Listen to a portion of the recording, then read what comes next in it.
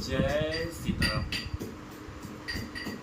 सभी सनातन प्रेमियों को मेरा प्रणाम। तो आइए मित्रों और श्री रामचरितमानस की शुरुआत करते हैं।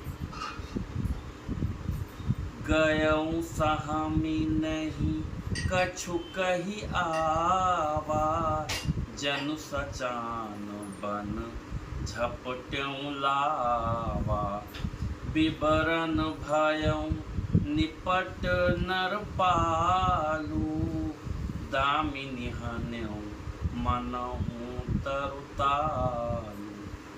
राजा सहम गए, उनसे कुछ कहते ना बना, मानो बाज वन में पटेर पर झपटा। राजा का रंग बिल्कुल उड़ गया, मानो तार के पेड़ को बिजली ने मारा। जैसे तार के पेड़ पर बिजली गिरने से वह झुलस कर बदरंगा हो जाता है, वही हाल राजा का हुआ। माथे हाथ मूंदी दो लोचन, तनु धरि सोचु लाग जनु सोचन। मोर मनोरथु सुर तरु फूला, खरत करिन जिमी हत्यों समूला। माथे पर हाथ रखकर दोनों नेत्र बंद करके राजा ऐसे सोच करने लगे, मानो साक्षात सोच ही शरीर धारण कर सोच कर रहा हो। वे सोचते हैं, हाय मेरा मनोरथ रूपी कल्प वृक्ष फूल चुका था, परंतु फलते समय कैकेयी ने हथनी की तरह उसे जड़ समेत उखाड़ कर नष्ट कर डाला। अवध अवध उजारी कीन्ही कैकेयी, दीन्ही से अचल विपत्ति कैने। कैकेयी ने अयोध्या को उजाड़ कर दिया और विपत्ति की अचल सुदृढ़ नींव डाल दी।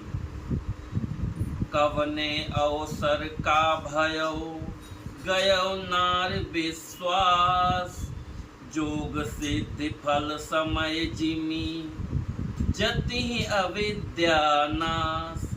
किस अवसर पर क्या हो गया, स्त्री का विश्वास करके मैं वैसे ही मारा गया जैसे योग की सिद्धि रूपी फल मिलने के समय योगी को अविद्या नष्ट कर देती। एहि विधि राव मन ही मन झांखा, देखि कुभाति कुमति मन माखा। भरत की राउर पूत न होही, आन्यहु मोन बेसाही की मोही। इस प्रकार राजा मन ही मन चीख रहे हैं। राजा का ऐसा बुरा हाल देखकर दुर्बुद्धि कैकेयी मन में बुरी तरह से क्रोधित हुई और बोली, क्या भरत आपके पुत्र नहीं है? क्या मुझे आप दाम देकर खरीद लाए हैं? क्या मैं आपकी विवाहिता पत्नी नहीं हूँ? जो सुनि सरू अस लाग तुम्हारे, काहे नाम बोलहूँ बचन संभारे। देहूँ उतारू अनु करहूँ कि नाही, सत्य संग तुम रघुकुल माही। जो मेरा वचन सुनते ही आपको बाण सा लगा, तो आप सोच समझ कर बात क्यों नहीं कहते? उत्तर दीजिए, हाँ कीजिए, नहीं तो नाही कर दीजिए। आप रघुवंश में सत्य प्रतिज्ञा वाले प्रसिद्ध हैं। जय सीताराम। बोलो राजा राम सरकार की जय।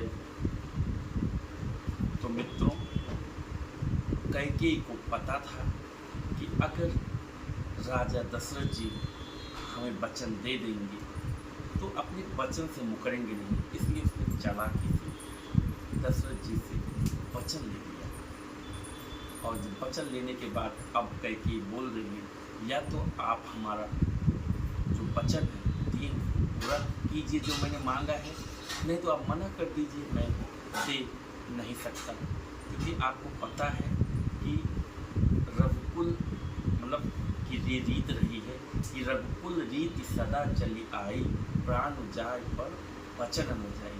तो अगर किसी को अगर वचन दे दिया है रघुकुल नंदन वासियों ने, तो उसको वचन पूरा करना होता है। तो इसलिए कैकेयी को पता था कि अगर एक बार वचन मैंने ले लिया, तो मंत्रा ने भी उनको समझाया था, अगर एक बार उन्होंने वचन दे दिया तो बात से वो कर नहीं सकते राजा जी।